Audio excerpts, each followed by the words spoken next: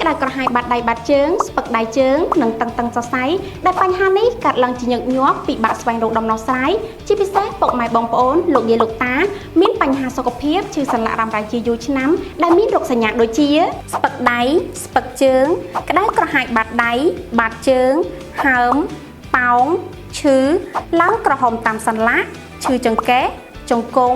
ស្មាឈឺតាមសាច់ដុំតឹងសរសៃចាក់ពើតនៅតាមឆ្អឹងខ្នងគាំងសន្លាក់ពិបាកបាត់បែនធ្វើចលនារោគសញ្ញាទាំងនេះបណ្ដាលមកពីបញ្ហាលើសជាតិអាស៊ីតរលាកសន្លាក់សរសៃ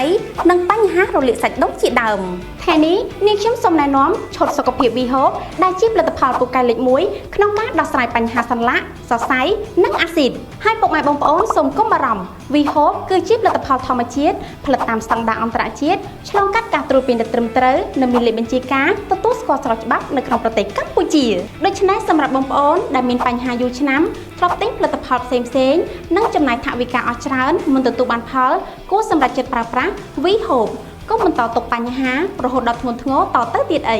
VHOPE គឺជាក្តីសង្ឃឹមសម្រាប់លោកអ្នកកម្មតាពិសេស VHOPE មានអតិថិជនជាច្រើនគ្រប់25ខេត្តក្រុងដែលបានប្រើប្រាស់ជាសះស្បើយនិងបានផ្ដល់ប័ណ្ណសម្ភារចង់ដឹងកាន់តែច្បាស់សូមទស្សនាវីដេអូក្នុងពេលឥឡូវនេះ